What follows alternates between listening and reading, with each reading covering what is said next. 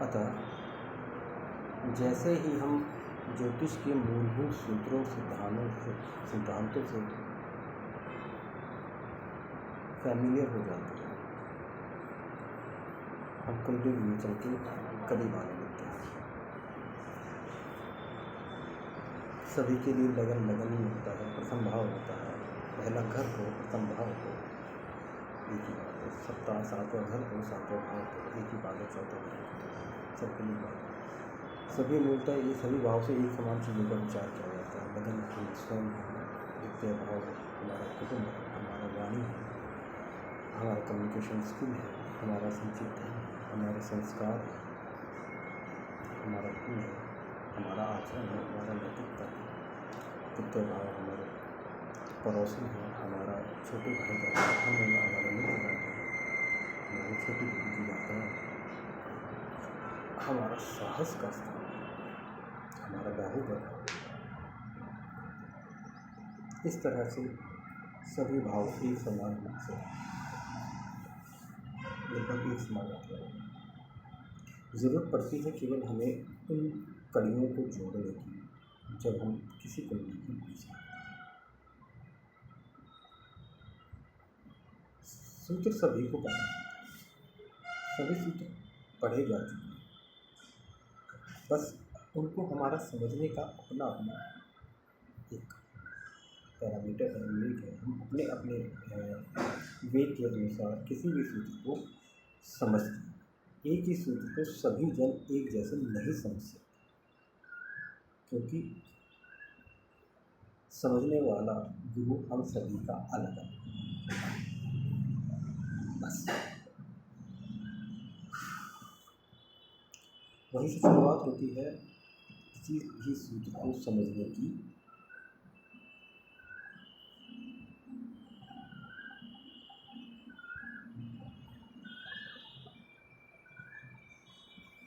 क्षमता से कोई सूत्र सिर्फ इसलिए समझ लिया जाता है कि वह तार्किक रूप से बातों को सिद्ध करता है। तो जिन विवेचनकर्ताओं की कुंडली में ऐसे ग्रह शक्तिशाली हैं जो सिर्फ तार्किक विषयों सूत्र के तार्किक प्रतिपादन पर ही केंद्रित होते हैं, तो वह अपनी बात तार्किक रूप से ही सिद्ध करते हैं, क्योंकि सिर्फ उन्हें तर्क समझ में आता है।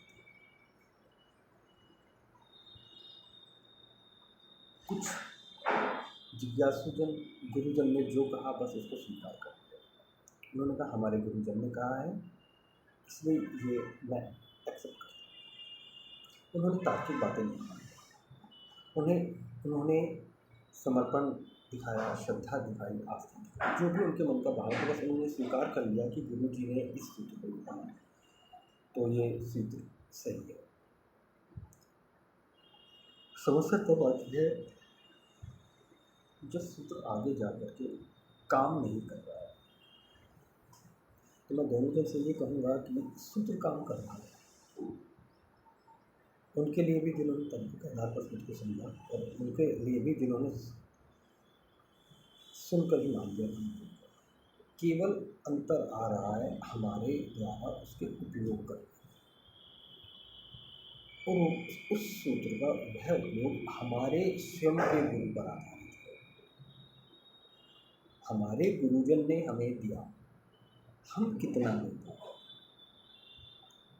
उन्होंने हमें समझाया, हम कितना समझ पाए।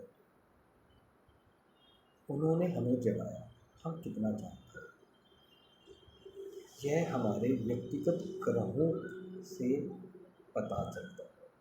इसीलिए सबसे पहले सूत्रों और सिद्धांतों को अगर हम सूक्ष्म रूप से समझना चाहें तो सबसे पहले स्वयं की कुंडली पर उपयोग कीजिए, और जो भी रिजल्ट आ रहा है उसको एक्सेप्ट कीजिए ना।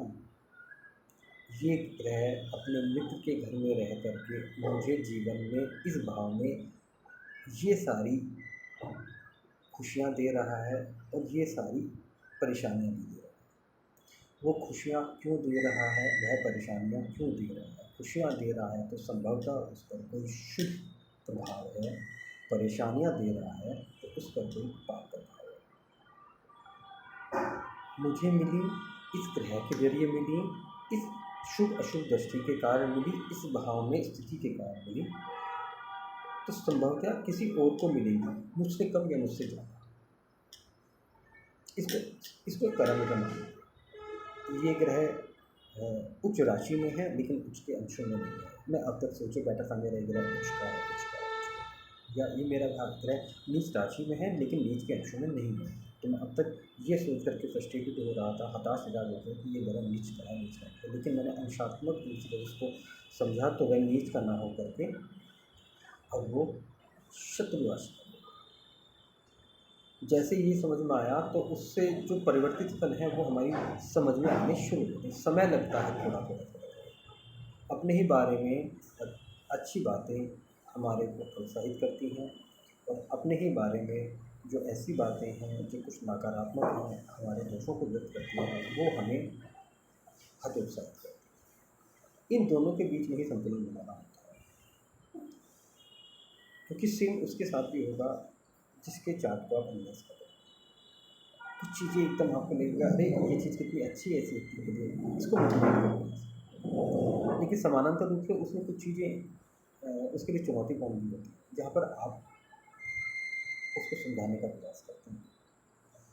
जैसे उसे समझाते हैं खुद को भी समझाते हैं।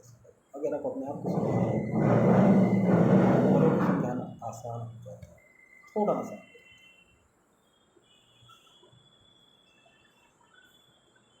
और जैसे जैसे आप इसमें गहरे होते जाते हैं अपने ही चार्ट, ऐसे ही ऐसे आपके पैमाने मजबूत होते जाते हैं, आपका मेजरमेंट स्किल स्ट्रॉन्ग होता चला जाता है। आप जानते सब कुछ हैं क्योंकि आपने पढ़ा है, आपने समझा भी है, लेकिन अब उस अप्लाई करना बाकी है। अप्लाई कीजिए। अगर अपने भी जीवन में कुछ दुख हैं, परेशानियां हैं, अपने ही किसी ऐसे काम के कारण हैं, ऐसी गलती के कारण हैं जो दिखने में तो अडॉप्ट करें। हाँ, मेरे से इस पॉइंट पे गलती हुई थी, इस प्लैनेट यहाँ बैठा हुआ है, इस प्लैनेट में ये दशा चल रही थी, उसके अंतर में ये चल रहा था और ये हो रहा था। हाँ, उस टाइम पर मेरा एक डिस्प्यूट हो गया था, वहाँ पर मैं रिजिड हो गया था, या वहाँ पर वो अगर मैं सॉफ्ट हो जाता तो आज वो डिस्प्यूट यहाँ तक ना होता, एक रिलेशन डेवलप जो हुआ था वो बच जाता। सब कुछ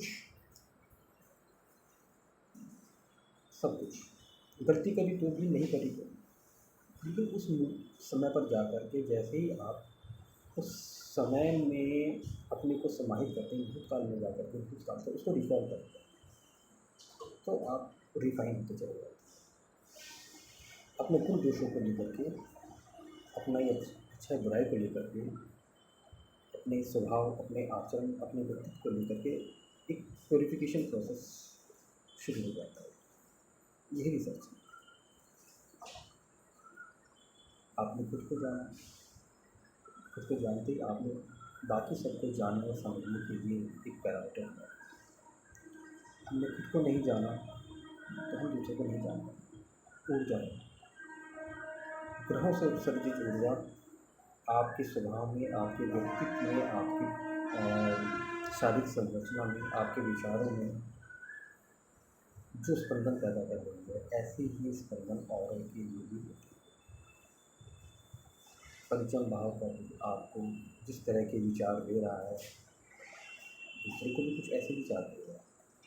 किसी और राशि में होगा तो सारे राशि के भी कारक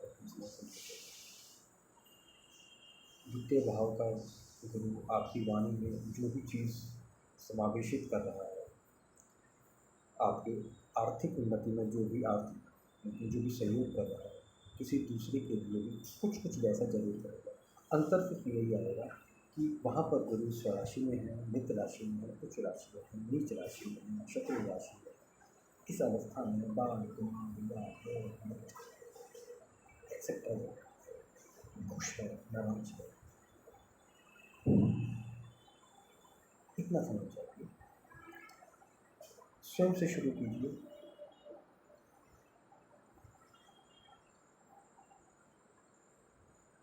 चलना आपको,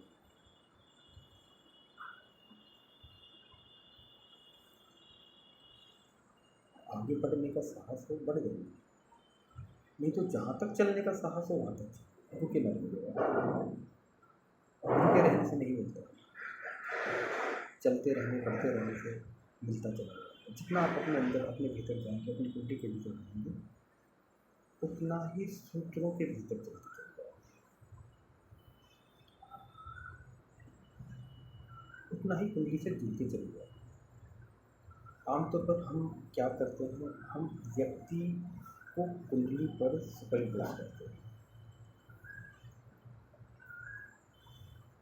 बेसिकली आपको व्यक्ति पढ़ना नहीं आता है, आपको कुंडली पढ़नी आती है, तो कुंडली से शुरू करके व्यक्ति कर जाएगा। लगन में बैठा हुआ नहीं पड़ेगा। जो भी आपने लगन में बैठे हुए गुरु के बारे में पढ़ा है, उसके बाद समझा है, उसको अप्लाई कीजिए कुंडली पर। व्यक्ति की तरफ न देखिए। आपने देखा लगन में बैठा हुआ गुरु है, हमने ये पढ़ा है कि गुरु फैट देता है तो शरीर में थोड़ा भारीपन होता है। देखिए, क्या व्यक्ति का शरीर फैटी है? नहीं है तो क्यों नहीं है? ओवर फैटी है तो क्यों है? क्या वो लड़की है? क्या वो कुछ का है? क्या वो कुछ का? उसके व्यवहार में गुरुत्व है या नहीं? नैतिक आचरण उसके व्यवहार में है या नहीं है? वह धार्मिक विचारों वाला व्यक्ति है या नहीं? क्योंकि उन्होंने लगन में बैठ के पंचम सप्तम तीनों भावों को अपनी दृष्टि में, अपने प्रभाव में नहीं किया। अब लगन में बैठा हुआ व्यक्ति किसी न किसी एक राशि में बैठा होगा, 12 राशियों में से, चाहे कुछ भी हो। जुपिटर मीन्स दशा ऑफ प्लेसेस, वो उच्च का होगा तो प्रभाव अलग हो जाएगा, नीच का होगा और हो जाएगा, बकरी हुआ और हो जाएगा, हुआ किसी से युद्ध हुआ और हो जाएगा, दुष्ट हो। खाली बैठने का जो है वो तो ये है, कुंडली के लगन भाव में स्थित हुए कुंडली के सवालात दोषों से मुक्त करा, कॉमन स्टेटमेंट। लेकिन वो दोष कौन कौन से? सबसे पहले लगन अनुसार हमें उस व्यक्ति के दोषों को समझें। दोष कहाँ पर देखे जाते हैं, गुण कहाँ पर देखे जाते हैं? गुरु ने तो उनको संतुलित कर दिया, गुरु की कृपा बरस गई। तो ये हम यही तो देखेंगे कि किन भावों से व्यक्ति के अवगुणों का विचार किया जाता है, गुणों का विचार किया जा सकता है। और लगनस्थ गुरु उसके इन्हीं गुण धर्मों में संतुलन स्थापित करके एक विशिष्ट व्यक्तित्व लगन में स्थित मंगल है। तो मंगल लगन में बैठा कैसी बॉडी स्ट्रक्चर होगा, स्टफ बॉडी होगा, कैसी बॉडी होगा। स्वराशि का होगा तो लगन में तो आ गया, मसल्स तो स्ट्रॉन्ग हो गए। स्कॉर्पियो में शनि की राशि में गया तो अलग हो जाएगा, सूर्य की राशि में गया अलग हो जाएगा। लेकिन उसने बॉडी को स्ट्रेंथ फिजिकली फिट कर दिया, आपका सीना चौड़ा कर दिया, चौथे घर पे देखिए थोड़ा सा कमांडिंग क्वालिटी, लड़ाका सा कह सकते हैं, बदमाश सा, ये तो आ ही रहेगा। सेनापति व्यक्तित्व में एक कमांडर की झलक तो दिखाई देगी। अब जैसा मंगल वैसा कमांडर।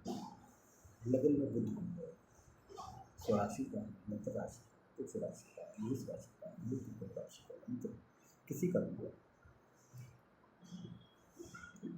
बच्चे जैसा कोई ना कोई व्यक्तित्व तो चेहरे पे भोलापन से, छोटे बच्चा जैसा, मासूम जैसा।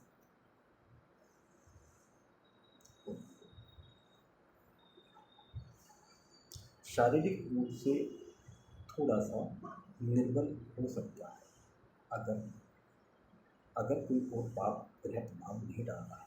इन दैट केस शुभ ग्रह की सौम्य हो जाए, सॉफ्ट हो जाए। बच्चा है, ताकत नहीं है, सरलता है, सहजता है। इस शुक्र है तो आप में अट्रैक्शन पैदा होगा ही। चंद्रमा है, गुरु है, तो आप में एक सुंदरता हो, सौम्यता हो, लोगों को अपनी ओर सहज भाव से खींच लेने की एक चुंबक सी सौम्यता। Beauty is just different than attraction. Venus attraction, beauty is natural. कोई भी चीज़ अट्रैक्टिव बनाई जा सकती है, ब्यूटी नेचुरल। लगन भाव पर शुभ ग्रहों का प्रभाव, नैसर्गिक शुभ ग्रह और गुरु का चंद्र का प्रभाव नैसर्गिक रूप से सौम्यता लेकर आता है। शुक्र अट्रैक्शन लेकर के आता है। तुला का होगा तो वो अट्रैक्शन अलग तरह का होगा।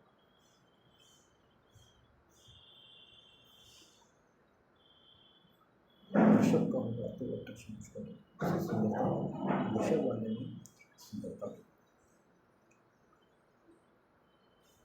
आप कह सकते हैं तुला वाला दैहिक आकर्षण दे सकते हैं,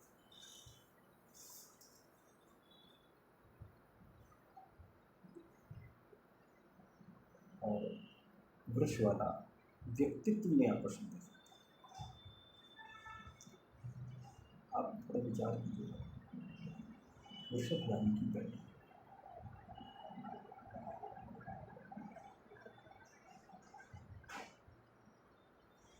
बैल बहुत सुंदर लगते हैं, उनमें सुंदरता है, लेकिन सिर्फ उसे देखते रहना नहीं है।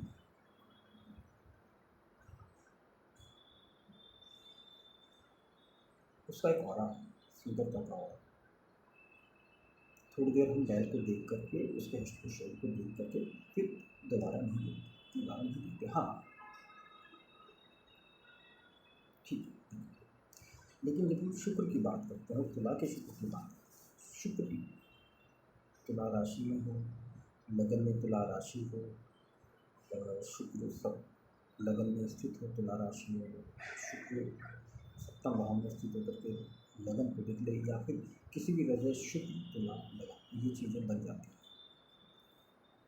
लगन शुक्र, तो उस व्यक्ति के शारीरिक संरचना में एक आकर्षण पैदा होता है। उसको लोग मुड़ मुड़ के देखते हैं। जो निकल के चला गया, आप कभी भी कह सकते हैं कि एक सिने स्टार हैं, सेलिब्रिटीज़ हैं, जो आए और चले गए, बस। और एक सेलिब्रिटीज़ हैं, उनको बार बार देखने को मन करता है। नो मैटर कि वो मेल है या फीमेल है, वो मैं अभी नहीं जानता,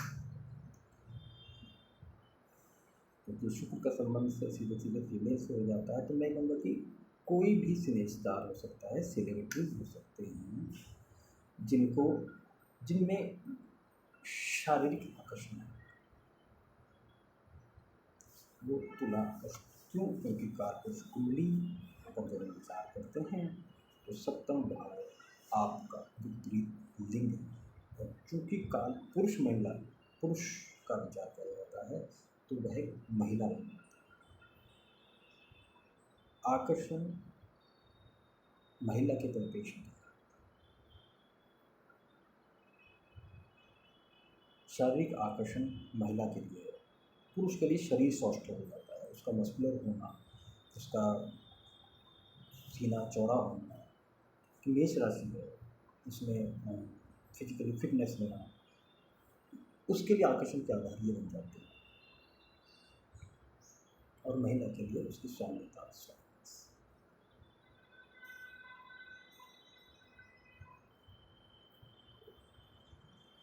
इसी तरह से सभी ग्रह हमारे स्वभाव पर, हमारे शरीर पर, हमारे विचार पर अपना अपना प्रभाव, अपनी अपनी तरंगों, ऊर्जा तरंगों के द्वारा छोड़ता है। उन्हीं ऊर्जा तरंगों से के द्वारा जो प्रभाव रिफ्लेक्ट होता है वो समझना होता है। बिल्कुल बिल्कुल इसी तरह से जैसे हमारे घर में आज इंडक्शन हीटर है, तो ऊर्जा की तरंगें इंडक्शन हमारे खाने को पका रही है, प्रभाव बन रहा है उनके चारों, तो उससे चाय बनती है, खाना पकता है। हम तरंगों के द्वारा ही तो पका हुआ खाना खा रहे हैं, चलती हुई। अगर वो ऊर्जा तरंगें ना हो तो खाना नहीं पकेगा, चाय नहीं बनेगा।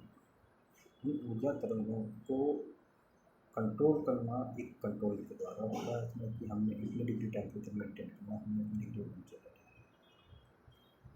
यहाँ पर सेम ऐसे ही होता है, तरंगें ऊर्जा को सर्जित कर रही है, आपको उन्हीं ऊर्जा तरंगों से ऊपर जाना है। आपका स्वयं का कोई ग्रह बहुत अच्छा हो, कोई ग्रह कुछ हल्का भी हो सकता है।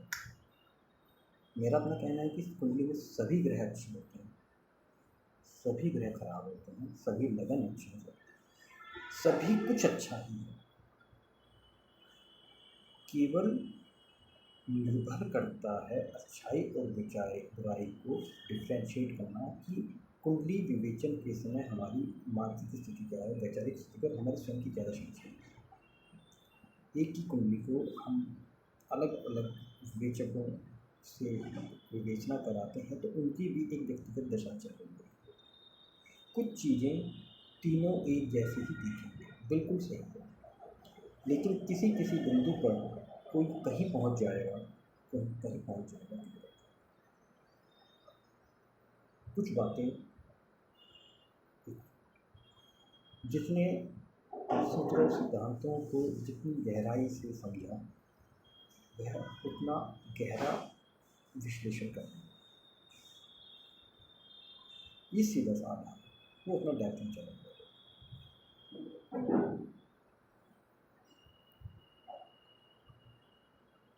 इस विद्या का तो और न छोड़ो, ना आदि ना अंत, विस्तार ही इतना है कि जहाँ पर खड़े हो जाओ दूर दूर तक यही नज़र आती है, जितना अंदर जाओ तो अंदर जाने का मन करता है। ये मेरा व्यक्तिगत विचार हो सकता है, आपके लिए विचार नहीं हो सकता। इसलिए जैसा मैंने अपने गुरुजी से सुना, समझा और अप्लाई किया कि स्वयं से आरंभ कीजिए, आप भी कर सकते हैं। एक बार है जोखिम भरा काम, सरल नहीं, स्वयं की खामियों को ढूंढना बहुत मुश्किल है और उससे मुश्किल काम है उनको एक्सेप्ट भी करना। हाँ, ये भी गलती है, ये भी खामी है, करके देखिए, आपका ही ज्योतिष निखरता जाएगा। अब ये आपका अपना निर्णय है, अपने ज्योतिष को कितना निखारना चाहते हैं, कितना स्वीकारते हैं।